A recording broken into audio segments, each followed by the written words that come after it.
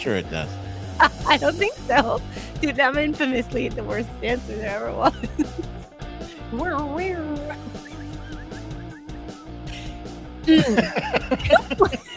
And with the wow, so you're a world-class chair dancer. They ought to have an Olympic event called chair Chair dancing. dancing. I swear I would get the gold. You would get the gold. If they had synchronized chair dancing, you would need a new partner, however, because I suck. I suck at all things dancing, as anybody who knows me can tell you. But with that, it is Thursday.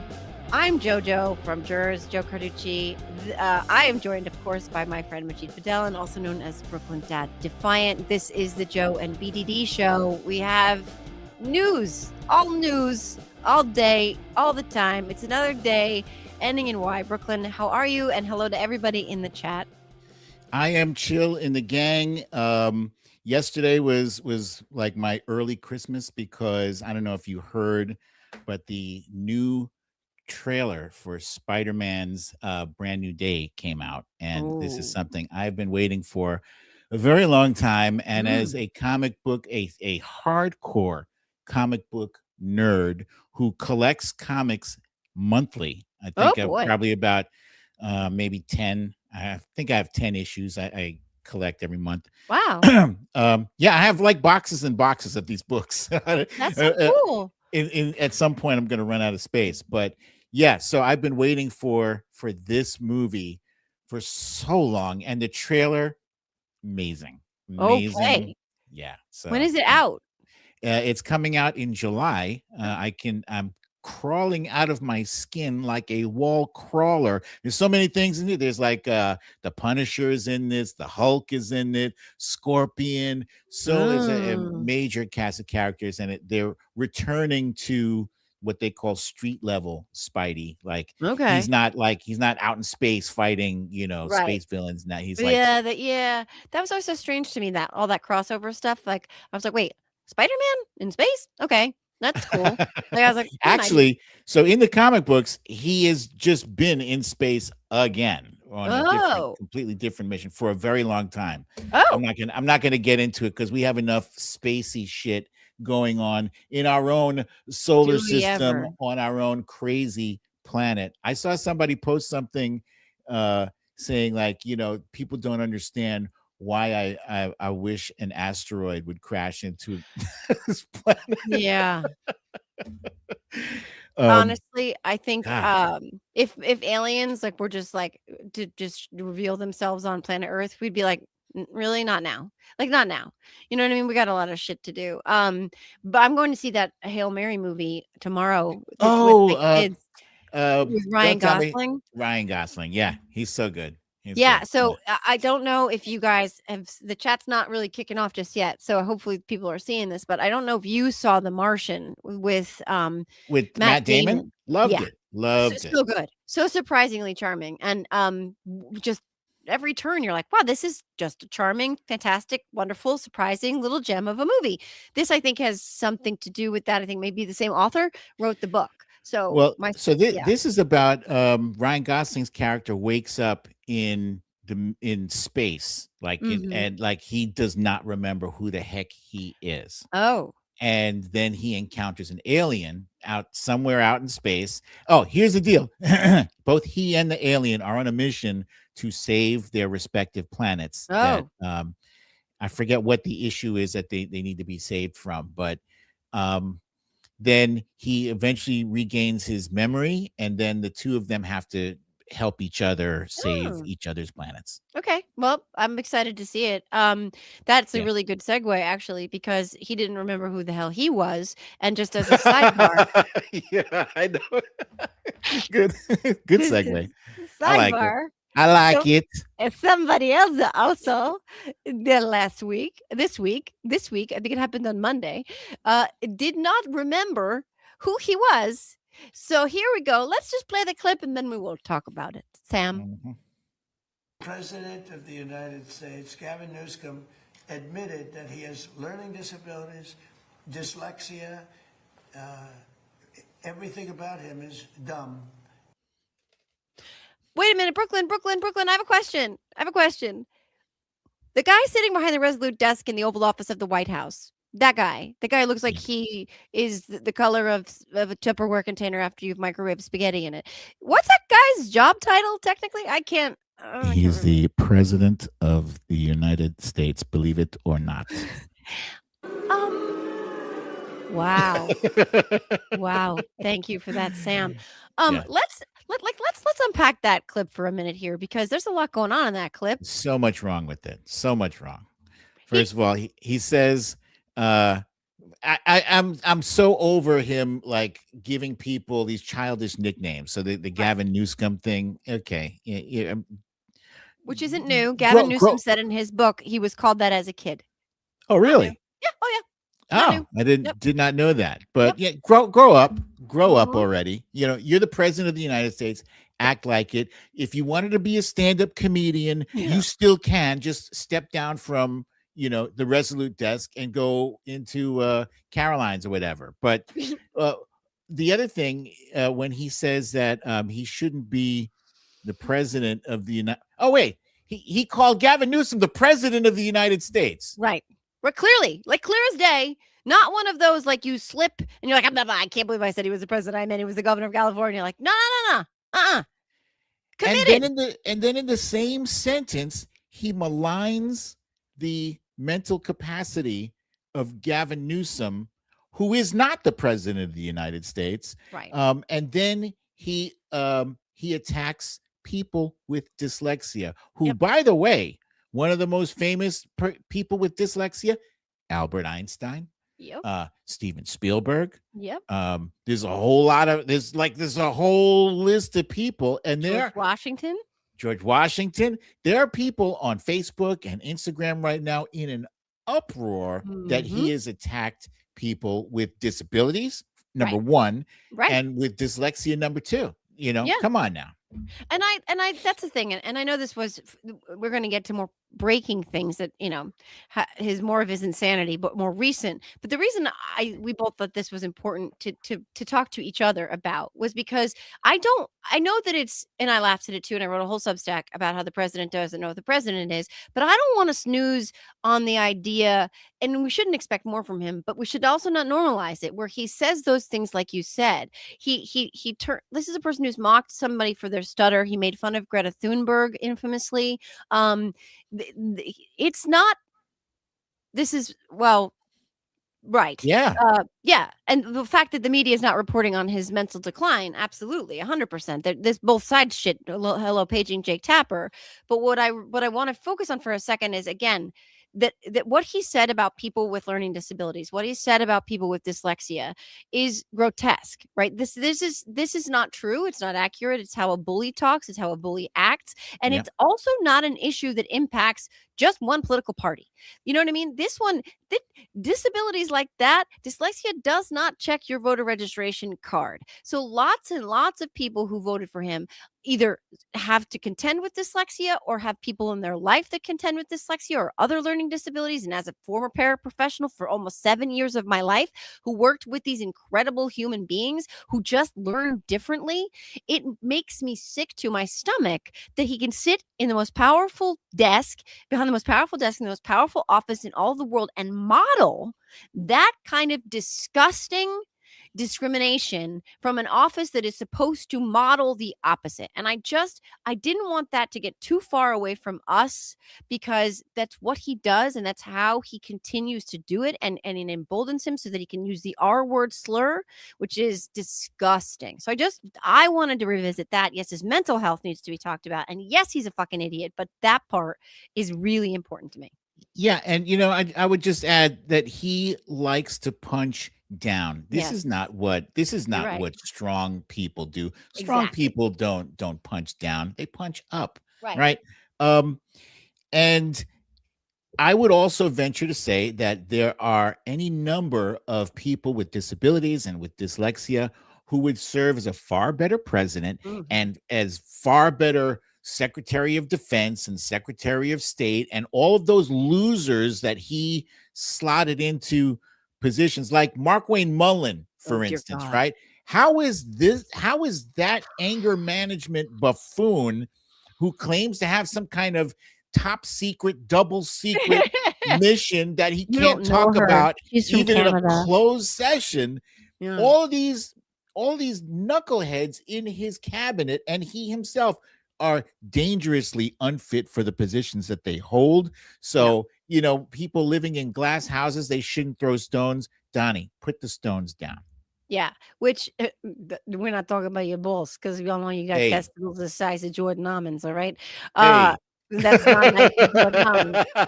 We talk about those tiny stones, tiny, like maybe like a honey roasted peanut.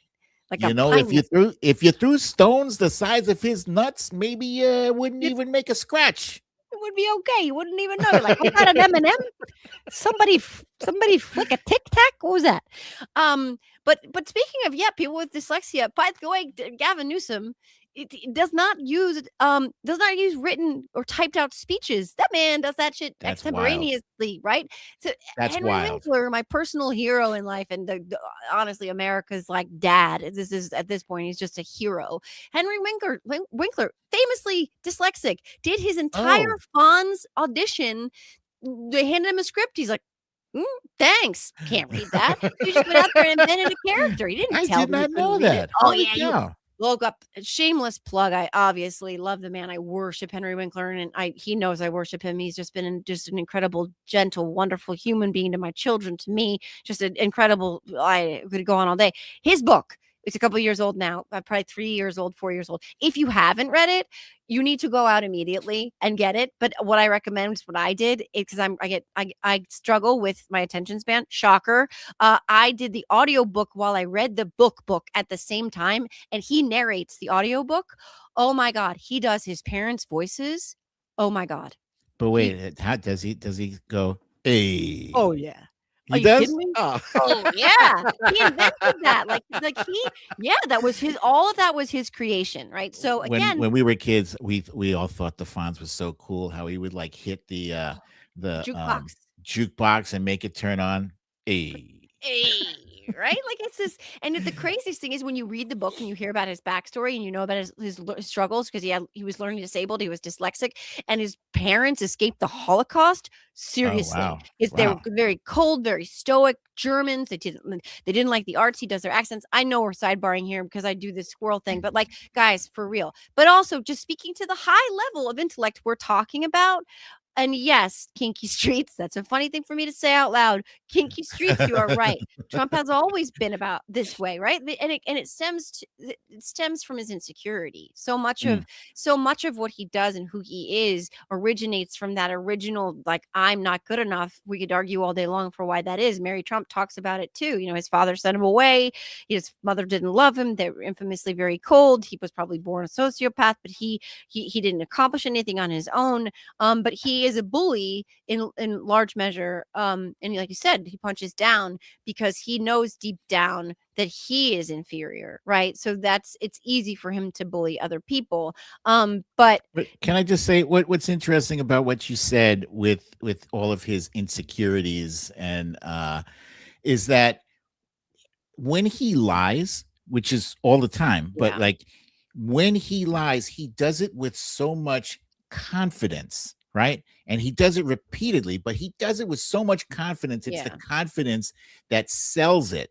And that is part of what MAGA is. MAGA is like that confidence in the face of ignorance. Like, no matter how stupid the thing is that I'm saying, I'm going to say it with so much confidence, you are going to doubt your own sanity. And that is why, like, it's important for us to, in this space, to call out the bullshit, to call out the lies, to call out the insanity, because after a while, people start to get gaslit, and they start to think that these things are normal, and we are here to tell you they are not. No. And one of those things that we don't even have necessarily on our list to talk about today, so this is a little bit of a sidebar, but it works so perfectly with what you're talking about, is how he has handled the dignified transfer of remains of the soldiers who have perished in his illegal, disgusting, unconstitutional, made up excuse bullshit of a unilateral war.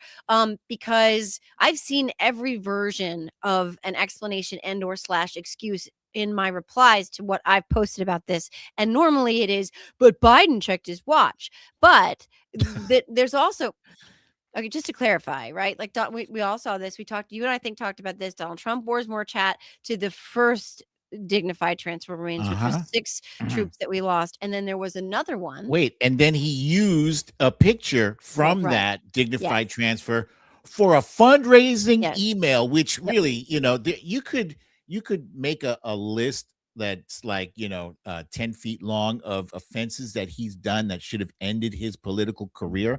This one is in the top 10 at least. Like using a picture, using the remains of a fallen soldier to raise what is he even raising money for? You don't have any more. He doesn't have any more campaigns to do, right? No, and it was so strange. I'm gonna, Sam, you have that picture? Yeah, there it is. This is President Donald J. Trump. I made a special, that's my microphone. I made a special announcement to the public an hour ago. For the very first time ever, I'm opening up spots on the National Security Briefing membership. Claim your spot. Very few spots remaining. Claim your spot. And by the way, in the foreground of this photograph is the top of one of those transfer cases that is flag draped. And inside of that transfer case is a human being that will never hug their loved ones again. This is their final trip home. Their families are there on the worst, probably darkest day of their lives. That flag is draping their transfer case to transport their patriotic body to its final resting place. And it's in the center. I wrote about this. It's on my Substack today. It's in the center of what looks like a mattress store going out of business, fucking cheap ass made on your computer flyer with that asshole. Sorry, I'm really pissed. This one really sets me off. Standing there in a fucking merch hat, a made in China merch hat. And yeah, that's when Fox pretended. But I want to. Oh, I got another thing. Yeah. I got another thing to add. So yesterday there was yet another dignified transfer, and apparently the families had requested that there not be any cameras present. Correct. So of course, excuse me, of course, what do? The White House takes pictures during that event, and then they disseminate it across all the social media platforms. Like, what part of no cameras did you not understand? But they don't care. They were also told that, and this is just sacrosanct. Sacrosanct. How do you say that word? You don't use Arlington National Cemetery for political purposes either. And they used it for a campaign photograph and ad for him, during which time someone there actually tried to stop them, and they got pushed by people on his team. And by the way, to your point, the family had this one request. Fox News is the reason we know, because Fox News reported it in the morning. Donald Trump is on his way to another dignified transfer, and just to clarify, the families have requested that there be no photographs, or there will be no press. Those will be closed. And what happens later that afternoon? The pictures start coming out on Pete Hegseth's account, on the White House's account, Donald Trump, Karen Levitt, and they all, once again, he is in the center of the frame. This time, no hat, but he's also still not bowing his head. And I just wanted to pause on this too, because what gets lost in the conversation, and trying to get people to pay attention to the fact that he also, in the midst of this, completely skipped the dignified transfer of another soldier named Benjamin. Because he was playing golf? Correct.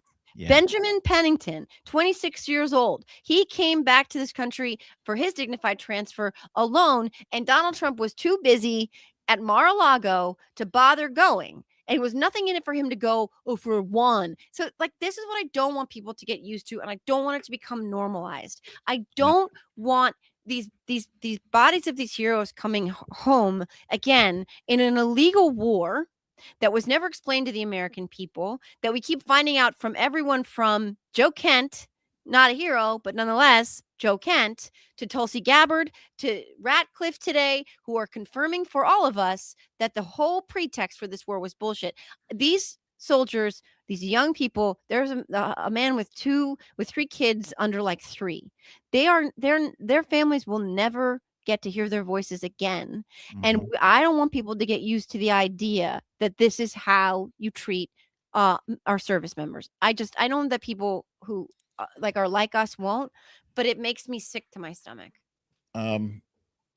Yesterday there was a hearing with Tulsi Gabbard, and I can't remember who it was that was grilling her about that fundraising email. It was probably Kelly.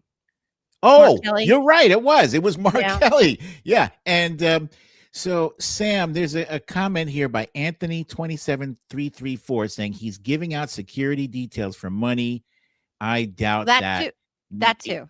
So, Mark Kelly confronted Tulsi Gabbard about this because she was not forthcoming about the security briefings that Donald Trump is receiving. And then he's like, why is the president selling security briefings in exchange for donations via email? That's crazy, because there's a lot more to that email, Joe, that what you saw in that little snapshot there, like, and Mark Kelly read it out. And it's like, it was saying like, you'll get the exact same briefings that the president receives. I'm like, are you kidding? You can't even tell the senators, the United States senators in that briefing, details about your conversations, but he's going to give details to anybody who donates $20 to him. Is that right?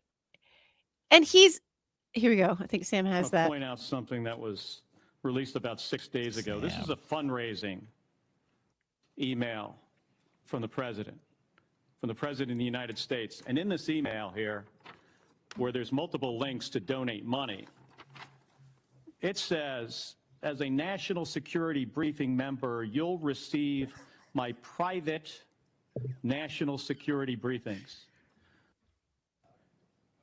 Director Gabbard or Director Radcliffe, do you think the public should be able to, supporters of the president should be able to pay and receive his private national security briefings?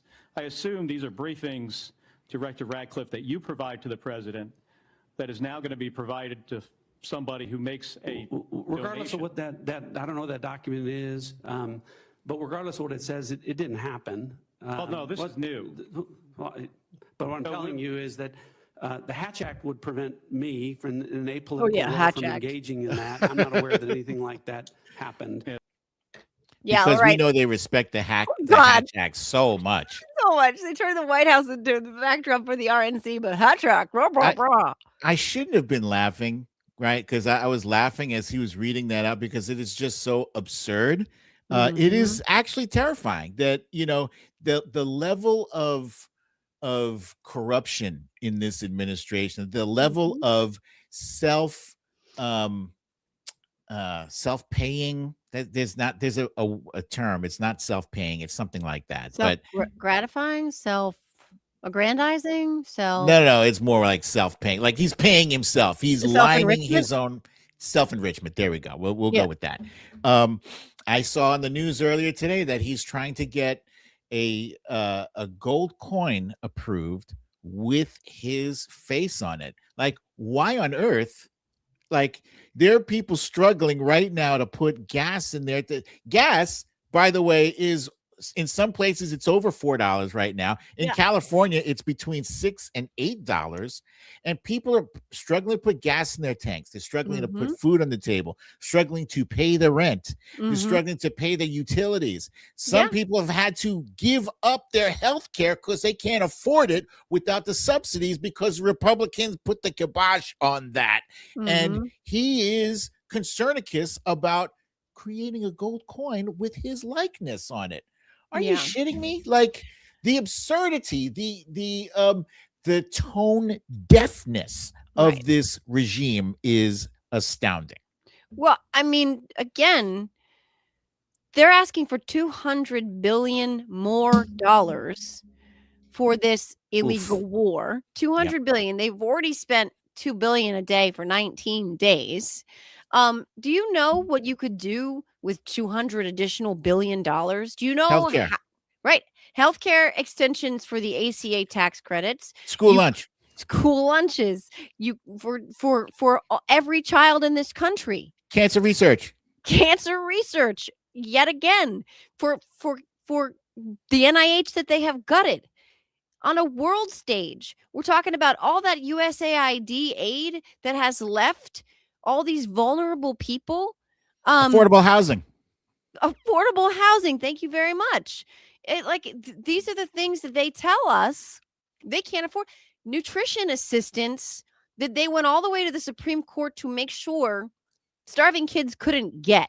But we have $200 billion on top of God, I can't do the math, 19 times 2 billion a day.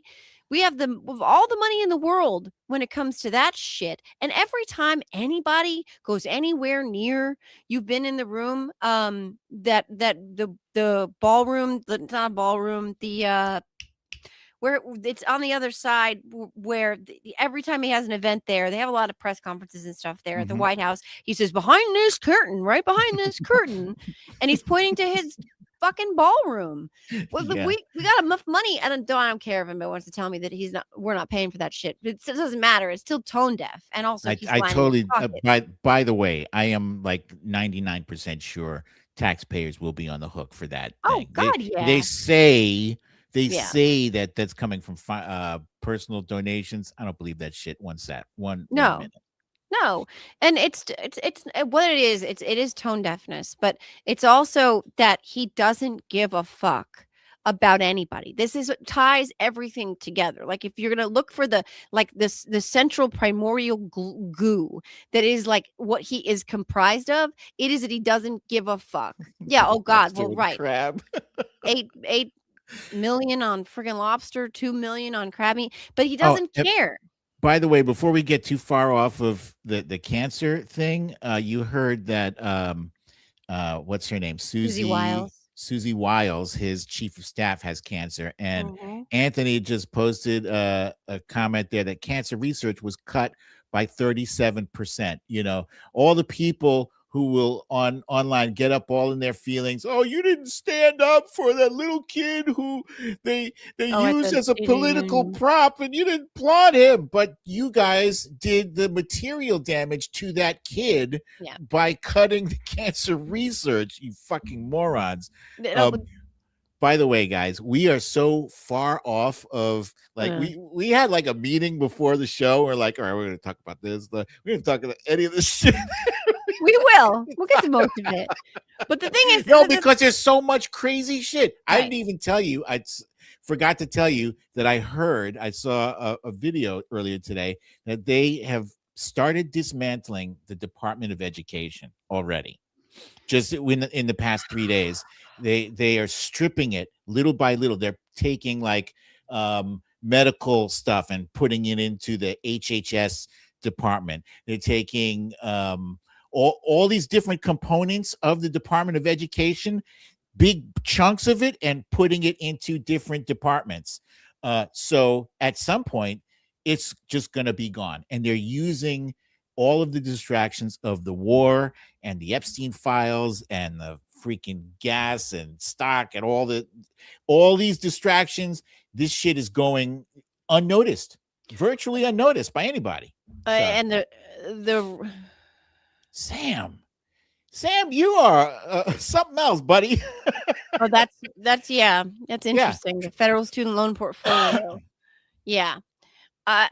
Again, it is, as Tara Mayer says, the fire hose of fuckery. Like, it is physically, mentally, emotionally, spiritually, cosmically impossible for us to keep track of all of this. It's just that is by design.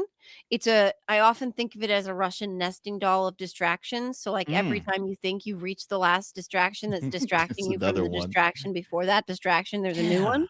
Yeah. Right? Like any metaphor you want. I often call it that, or a 9-layer dip of distraction. That's a good one. You could call it a puff pastry, you know, because they got lots of layers and that shit. I like your Russian nesting doll because of the whole Putin thing. Well, that right. Yeah. All roads lead to Putin. But like the thing is, while we're looking over here at all the 10 million shiny objects like American citizens being murdered in the streets and an illegal war with Iran and kidnapping the leader of the horrible leader nonetheless, but of Venezuela, and blowing up fishing boats, and the the endless personal corruption, the market manipulation, all of that, plus, right?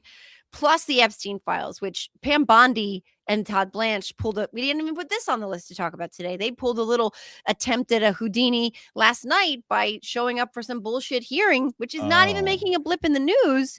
So that ostensibly Pam Bondi can get away with not actually being deposed under oath the way Hillary Clinton and Bill Clinton were, the way Les Wexner was, the way other people will be. They're trying to squirrel their way out of that because of cover up inside a cover up inside a cover up. So all that's going on while, to your point, they're completely dismantling once and for all for this, at least during this regime, the Department of Education. The numbers on what we've done to NIH funding on cancer research, the graphs on that will make your heart sink inside your chest. It is shocking. And the ripples and waves and tsunamis of impacts that all of this is going to have on us, not to mention measles and all of these other outbreaks in Florida and South Carolina, and how much less safe we are, and how many fewer people are taking Tylenol now because these two freaking madmen. Shit.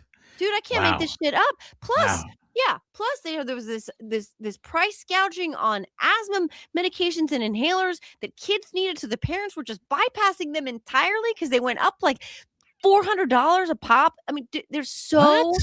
Oh my God, that's another story that got lost in the news, right? There's so much. These parents are bringing their kids to the hospital.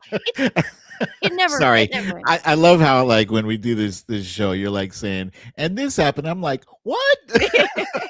Well, like, I thought I was like aware of what's going on. I am plugged in to the news, 24/7. But apparently, you can't. You can only focus on but so many things. Exactly, and again, that's by design. But the thing that, like, the thing again is, like, what we have to do somehow is try to bring attention to everything we can in whatever ways we can. And sometimes that means an hour-long show where we're just talking about it. Sometimes it means 5 minutes of you talking to somebody at the grocery store, at the gym, whatever it is. Like, that's the only way we can navigate all of this and to continue to advocate for free and fair elections, so that we have a moment where we can reclaim the reins and put some guardrails on this thing, because it is spewing everywhere right now. And, like, we have a lot of stuff on our list that's, like, funny and hilarious to talk about, like Trump and the Japanese prime minister today in the Oval Office,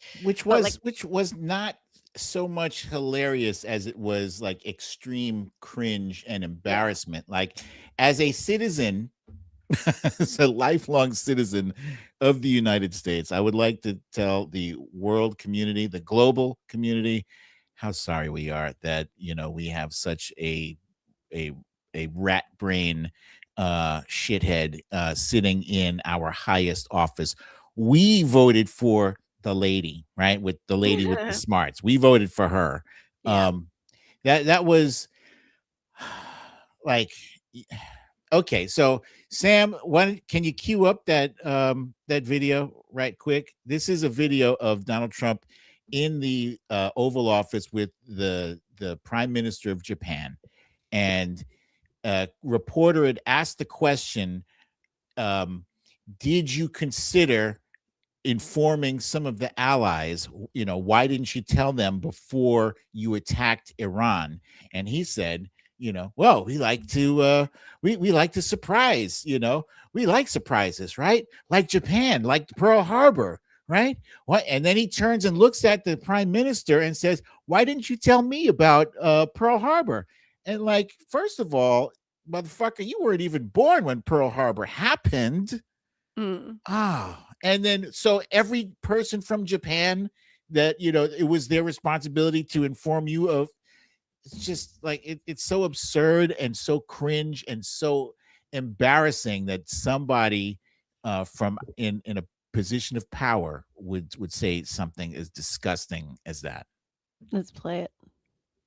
Of course, Japan and US are very good friends. But one question: why didn't you tell US allies in Europe and Asia, like Japan, about the war before attacking Iran? So we are very confused about we Japanese citizens. Well, one thing you don't want to signal too much. You know, when we go in, we went in very hard, and we didn't tell anybody about it because we wanted surprise. Who knows better about surprise than Japan? Okay? Why didn't you tell me about Pearl Harbor? Okay? Right? You know, he's asking me, do you believe in surprise? I think much more so than us. That room got crazy quiet after he said that. I just after those jackals laughed. Who the hell was laughing at that? For I don't think that people understood where he was going yet, because like it's like one of those things like what's he talking about? Like you got it, I got it, a lot of people got it, but like the Japanese were probably being a little accommodating, like, oh, this seems funny, he seems like he's in a jocular, this is a funny thing, and then he says it outright. And Sam, I sent you this clip. This hopefully Sam has it. This I texted you, just say yes or no if you have it for me, because it's really good. This isolates the prime minister and her facial response as this is good. So good. Like, yeah, here we go. Because we wanted surprise. Who knows better about surprise than Japan? Okay? Why didn't you tell me about Pearl Harbor? Okay? Right? You know. Instantly, she got it instantly, but she probably, like, she's a genius, clearly, like, you know what I mean, she's a leader of Japan. Oh my God. So but I bet also some of the American press was like, oh, this is funny.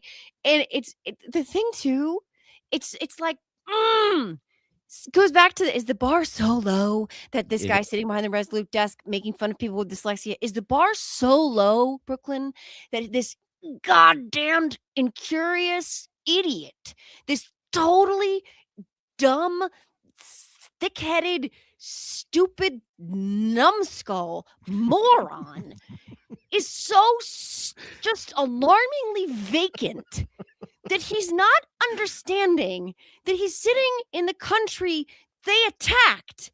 When they did that, surprise, it's not a hibachi restaurant, you shithead. It's not the birthday song my daughter loves to get every year after they make the onion volcano. This is the prime minister of Japan, and a moment in their country's history that, by the way, led to two, not one, but two nuclear bombs being dropped on their people. This is something that for the Japanese people is not laughable, but he's such a fucking thick-headed moron, and he's so clueless and insensitive and utterly self-unaware that he doesn't understand that, because he's not a dignitary, he's not a leader, he's a 12-year-old kid on a fucking sugar high who has no business representing our country morally or intellectually. He's a fucking moron, and I'm sorry, like, I know it's funny, but like, that's ridiculous. It's embarrassing. We are the laughing stock of the world. I didn't find it funny at all. Like, you know, no, as soon as he said the thing, you know about surprise, right? Who knows better about surprise than Japan? And he launched that as though that was kind of like a punchline.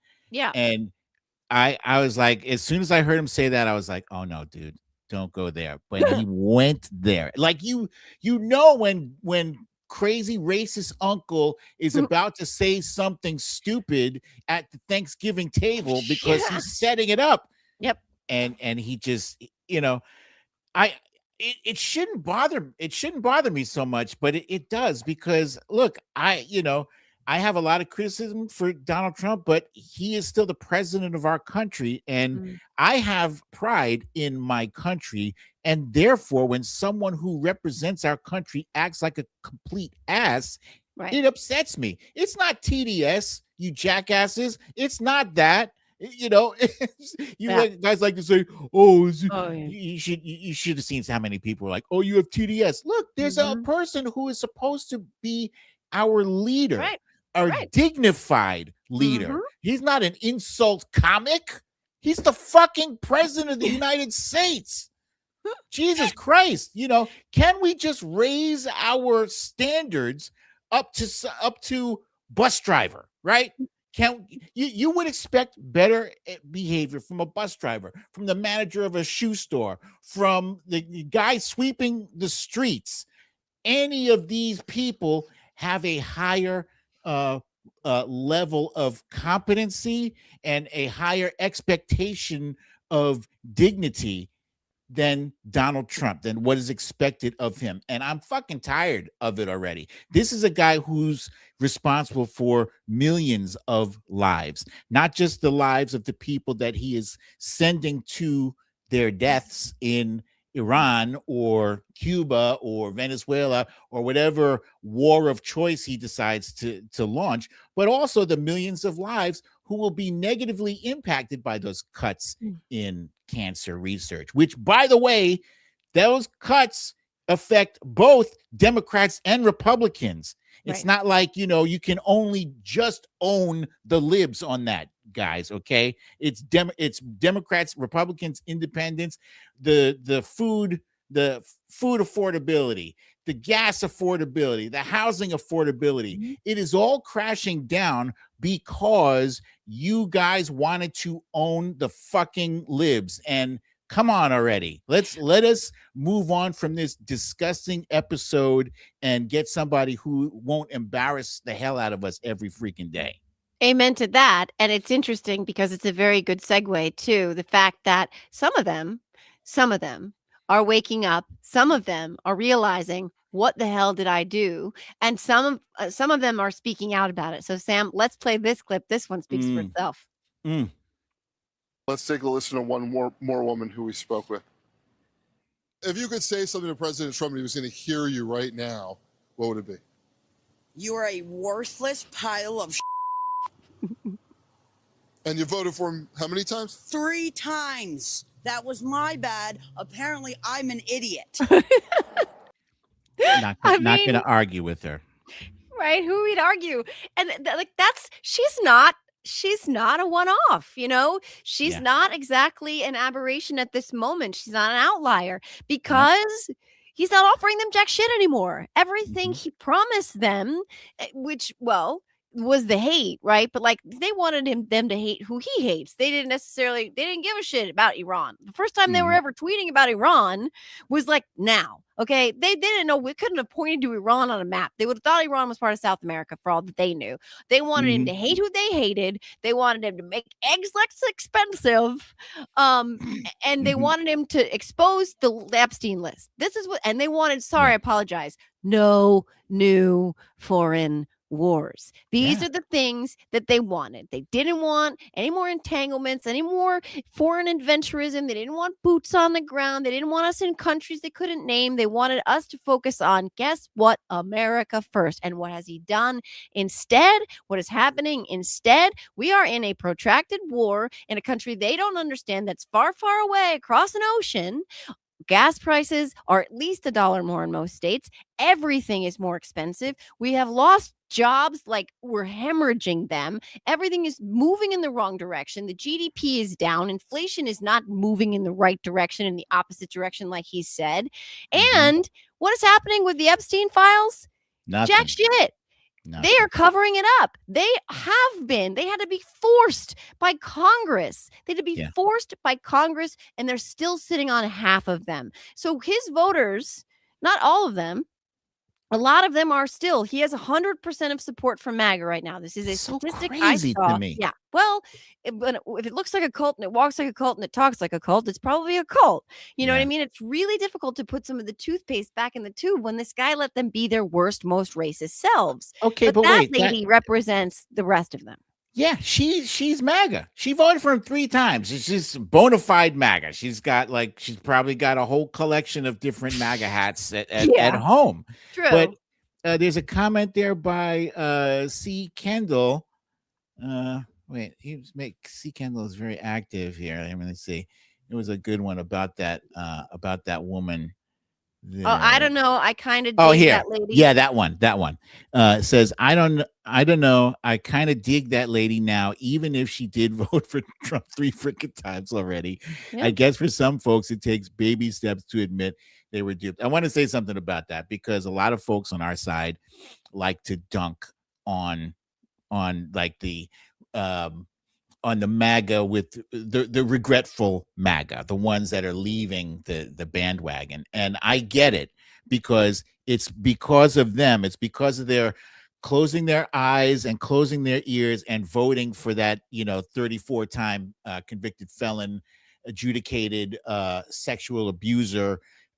Anyway, despite his litany of faults and weaknesses, but we have to eventually make progress back towards getting his enablers out of office. And by enablers, I mean the House and the Senate Republicans there. We have to focus. Our next big hurdle is going to be the midterms, because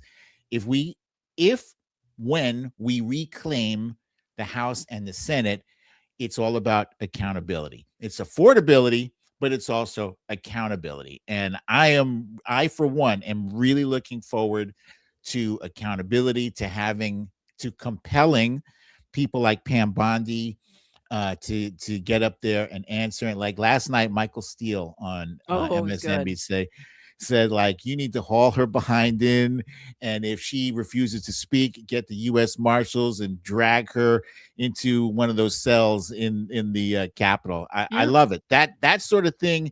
That's what we need to see now. We need to see Donald Trump impeached. I know we talk about it all the time. It's because he keeps doing impeachable shit. It's not like you can leave him in there and not address the elephant in the room. And right now, the elephant in the room, his diapers are full. His skin is sickly hue of orange, and he's doing whatever the hell he wants, and that has to stop. Yeah, and with people like that woman, like, the best case I could actually hope for, I don't expect that she'll ever turn around and vote for a Democrat. I really just don't, right? But the best case that I could hope for, I don't know, that there has been some movement in that direction in the last several elections that we've had since 24 in terms of the gubernatorial races. We had a lot of movement here in New Jersey, some of these specials, etc. But the best case scenario probably is that she won't vote in the next elections, and she'll just sit them out, and maybe a lot of people will sit them out with her that would have otherwise voted for enablers of Donald Trump, or the people who are putting into practice, of these policies, so to speak, that are underway right now. But at the same time, and it is easy for me to be like, fuck around and find out. It is easy for a lot of us. It's a fun default setting to have. There are some people who just need to keep sticking their finger in the socket to realize you probably shouldn't stick your finger in the socket over and over again. Any of us with kids understand that.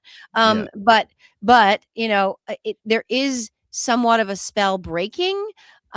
He very much relies on their loyalty. It also gives him teeth when it comes to threatening people with primaries. It still works. I don't understand how it works, but John Cornyn is a living, breathing example of how afraid of Donald Trump works out, because he is afraid to not get his endorsement in his race against Ken Paxton, so much so that he's willing to forego the filibuster right now, so that they can pass the SAVE Act, which is, we all know, Brooklyn knows about the SAVE Act more than most people, a bunch of bullshit. But he doesn't have the teeth that he used to. And any Democrat that it doesn't have an appetite for impeachment, to me, is disqualified. That's one of our original mistakes, is that we didn't go far enough and holding these people accountable fast enough. It should have happened on day one of Joe Biden's term. And I don't criticize Joe Biden easily. You guys know that about me, but they should not have dragged their heels. Looking at you, Merrick Garland, too. They shouldn't have dragged their heels, because we ran out of time.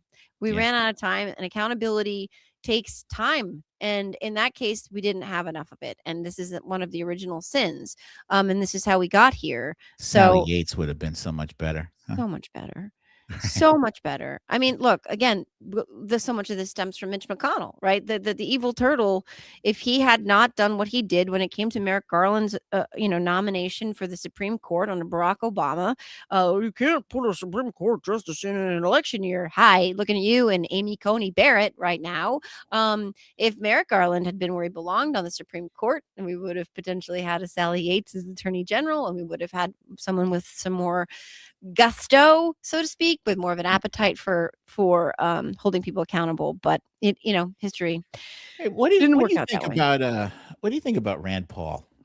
Oh God, we got to talk about Rand Paul. Okay, I have lots of thoughts about Rand Paul. Because I ask you this because there's like there are two different politicians going in different directions. You have, on the one hand, you have John Fetterman, who's doing daily hits on Fox News, and Rand Paul, for some reason, who I was never a fan of, still not a fan of, but I do appreciate that he is like one of the lone voices on the right making some fucking sense. One about the Iran war, he's speaking out against that, how they should have sought authorization from Congress. There's a few, there's like a handful of issues that he's bucking the rest of his party on. Yeah.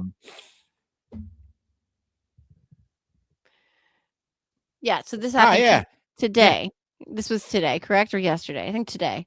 Yeah. The U.S. So the Senate Homeland Security Committee voted to advance Markwayne Mullin's nomination as DHS Secretary in an 8-7 vote. Rand Paul, who is the chairman of that committee, I believe, was against it. We can talk about that. We have a clip of that for why.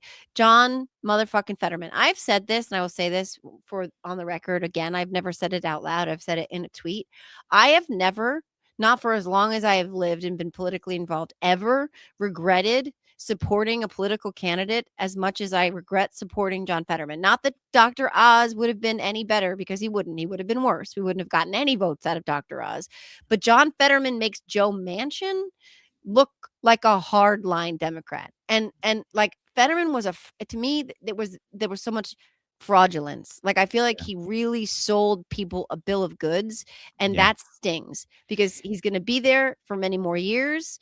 And it infuriates me. Absolutely. Fetterman makes me feel like somebody got to him. Somebody's like financially, I think all I can say is I don't have any proof, but the way he's made a almost complete 180 politically is very strange to me. So the choice was not between John Fetterman and Oz, but it was between Fetterman and, do you remember that guy Connor Lamb?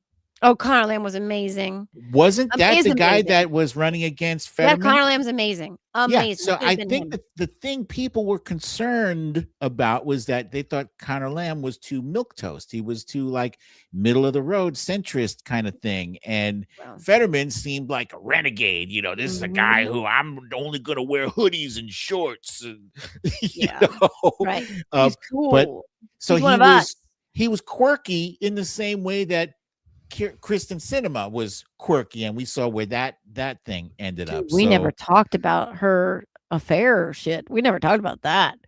Huh? Oh my god.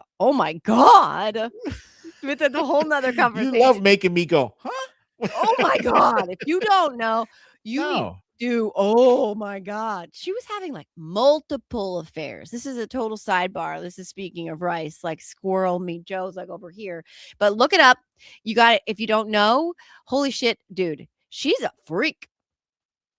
Well, I'm not surprised by it. I'm not either, but like married men, I think she was married. Lots of her security detail at the same time. She's a freak. Yeah, she's a freak. Yeah, sorry. I didn't need to know that, but thank you for. Well, it was all very public. This came out. Wow, that's wild. Oh yeah.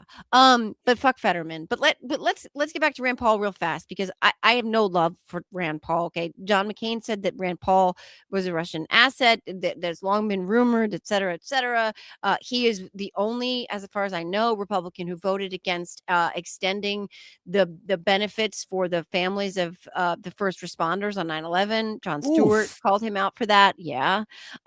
He swam in the Senate pool during the first days of COVID and infected everybody because he's a self-centered asshole. He's a libertarian, right? Like, so like a lot of the shit that he is against, he also campaigned hard for Donald Trump in Kentucky.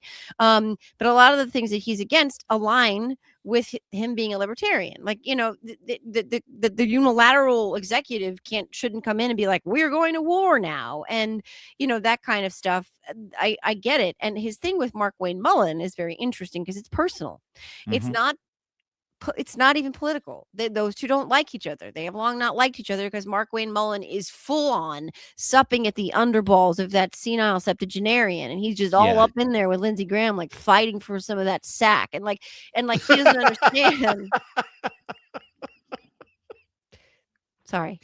He doesn't understand how someone like Rand Paul can have even a little bit of his own thoughts that are counter to, dear leader. So they've had a lot of friction. And Markwayne Mullin said out loud, not to Rand Paul, which is what they debated, so to speak, that the neighbor who beat the shit out of Rand Paul and apparently gave him some really bad injuries, that Rand Paul got what was coming to him. And Rand Paul, we do have a clip of this, I think, Sam, calls him out on it and sort of asks him if he wants to apologize because he's not modeling, good behavior for the leader of the DHS. So let's, whatever clip you have for Rand Paul, Markwayne Mullin, Sam, let's do that one.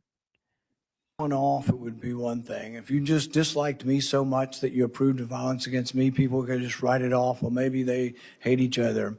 But really, there's a pattern of this. Let's go ahead and roll the tape.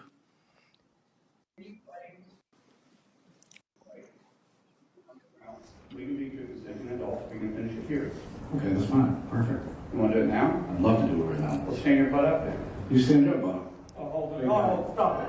Is that your solution? Oh. No, sit down. You're a United States Senator. Sit down. Okay, sit down, please. All right. Can I respond? Hold it. If he got up too, would you have gone at it right there? I would have probably jumped over the dais at that point. You have to be called out on it. It's not this guy continues to get away with this stuff. And it's just, it's silly, it's stupid, but every now and then you get punched in the face. Well, go back to the 1800s and 1700s. They used to have canes. And duels. They used to have duels. Yeah. Right. And there's a way that men used to settle their differences. I ignored him 4 times to be part of that.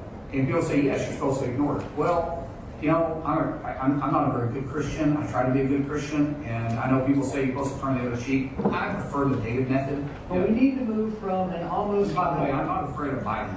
I will Biden. Fighting? Oh, Biden. Yeah. I'm in a fight. I'm going to fight. I'll do anything. And I don't care where I fight. I just want to say, Cyber, sit down. You're a United States Senator. You're a United States Senator. If you're going to fight someone, you fight the millionaires and the billionaires. Sit down.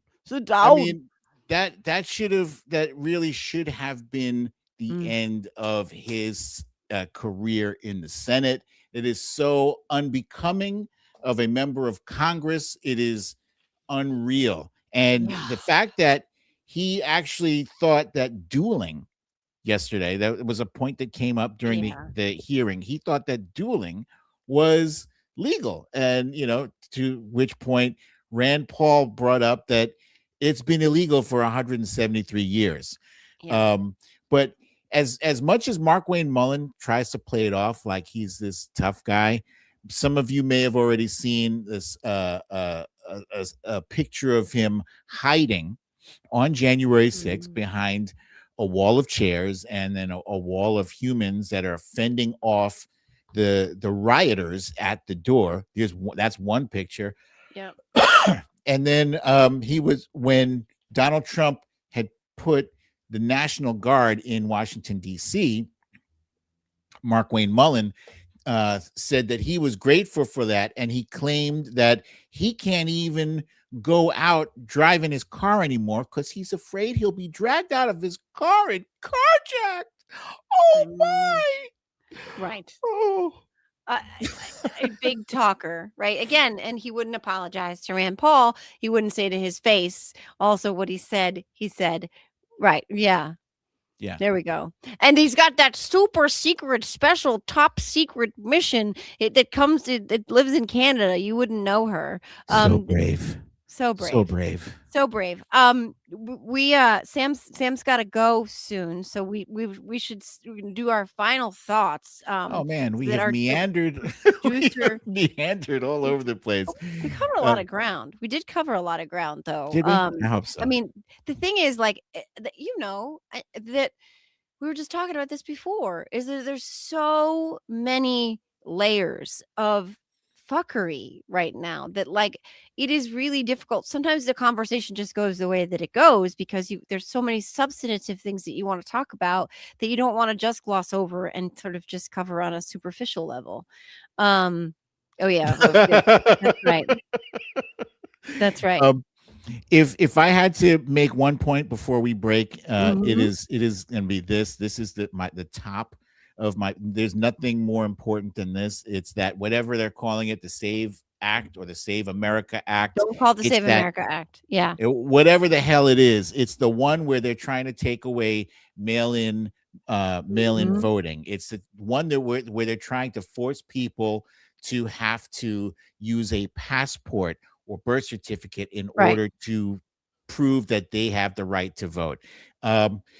They're doing a lot of gaslighting on the news shows. They're saying, oh well, when I want to buy a beer, I need an ID. When I want to return something at the store, I need an ID.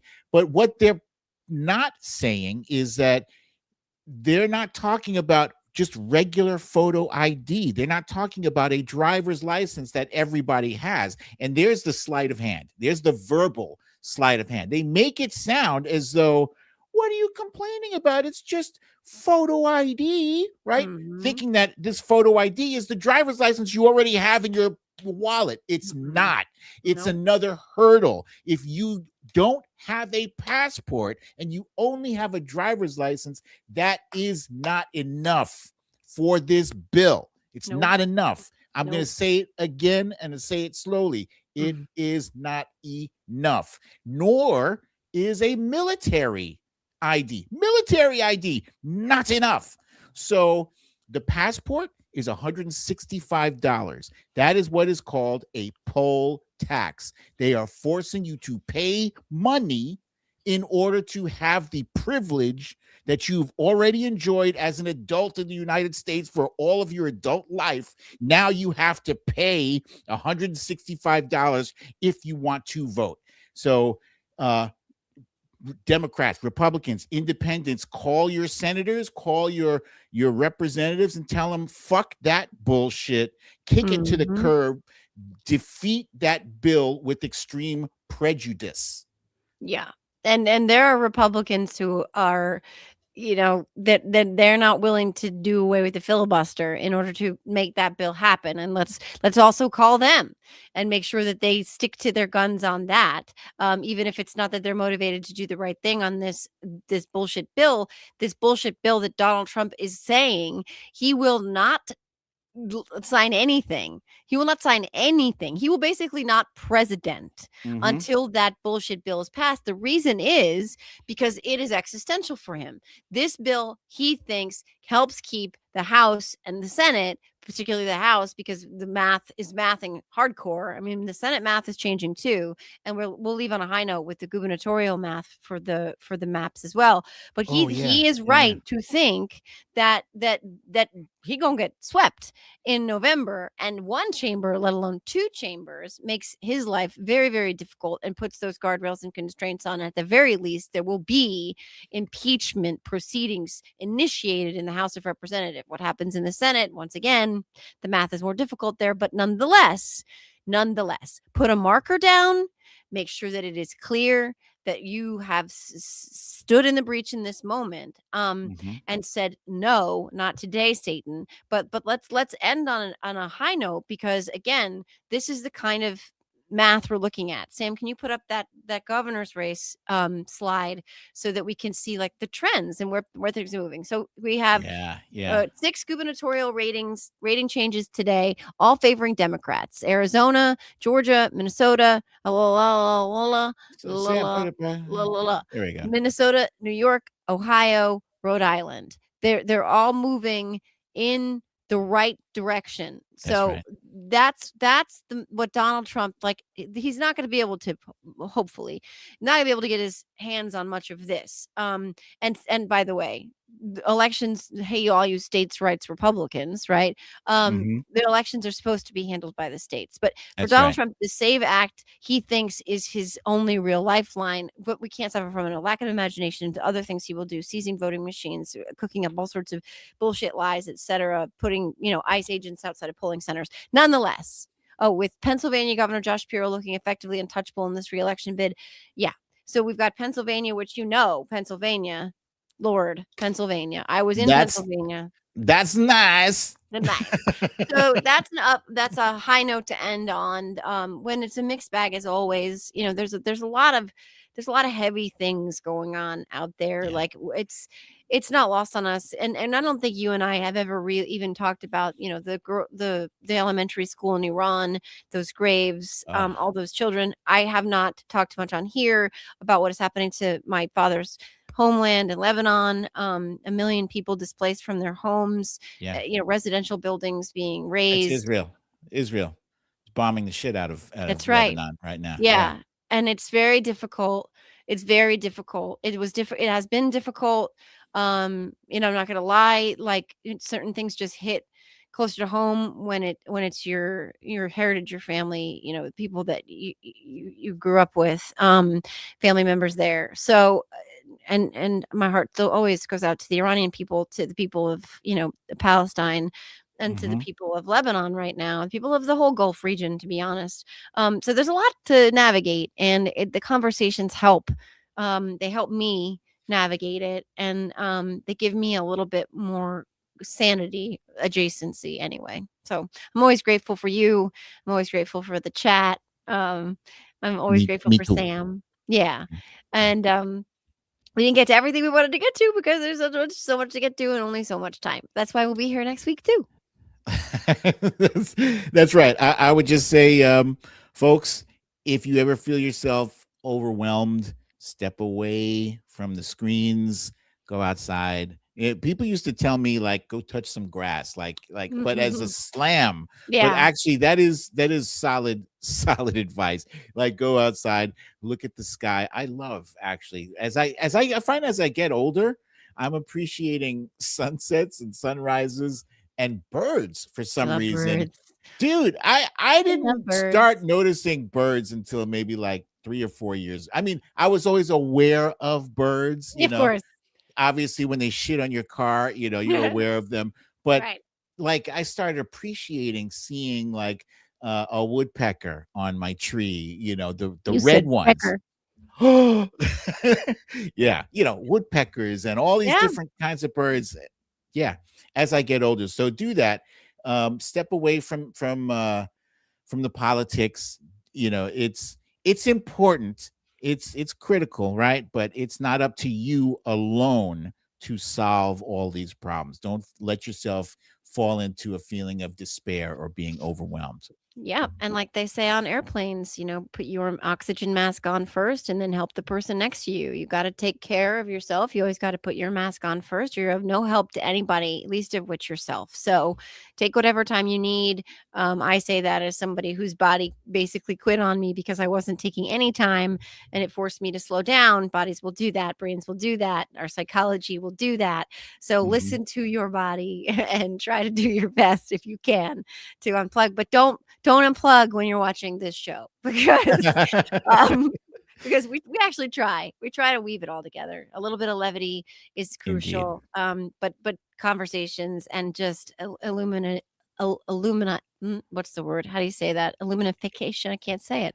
Illumification. Help. Illumination. Illuminate. I'm going to blame it on my concussion of 2 weeks ago. Excursion. Illumination. It is excursion. And I swear to God, every time he says excursion instead of incursion, I'm hearing like somebody order espresso. Oh God. Or somebody saying nuclear. Oh God. Ugh. Well, now he also does utilization. Anthony 27334. I met Bob, as the people who know him best, Oh wow. I met Bob. I don't have a De Niro face. I have a very good friend who has an excellent De Niro face. I met him at the State of the Swamp, Miles Taylor's Defiance event. It has this. Oh, hey, my God. I don't even want to try. See, it looks like I'm giving the worst blowjob in the history of time. You talking to me? That's pretty good. I don't have an excursion into the wine cabinet. Yeah. Yay, there's me. There it is. So that was a great picture. Amazing. Yeah, but met him at the Defiance State of the Swamp event. He was an incredibly gracious, lovely, wonderful human being. And I never thought in my life, well, that's not true. I kind of gave myself a goal to meet him because I felt like my life was heading in that direction. I never really thought it would actually happen, but it did. So And that actually shows you the power of manifesting, which we can all do together. We can manifest a return to something that looks more like free and fair democracy. Not that it's ever been perfect, but we can manifest by showing up, by marching. We'll all be at No Kings in a couple weeks. It's March 28th. The 28th. Right around the corner. We can keep manifesting a better reality for all of us and a return to some semblance of normal, so we can get back to the work of working to perfect this little experiment of ours. Every day is hopefully a step in the right direction. But anyway, thank you, Sam. Thank you, Brooklyn. Thank you to everybody in the chat. I'm going to go take an excursion to the wine cabinet after this show. So that's where I'll be. And we'll see you guys next week, next Thursday, same time, 4:30. We'll see you then. Bye. Peace.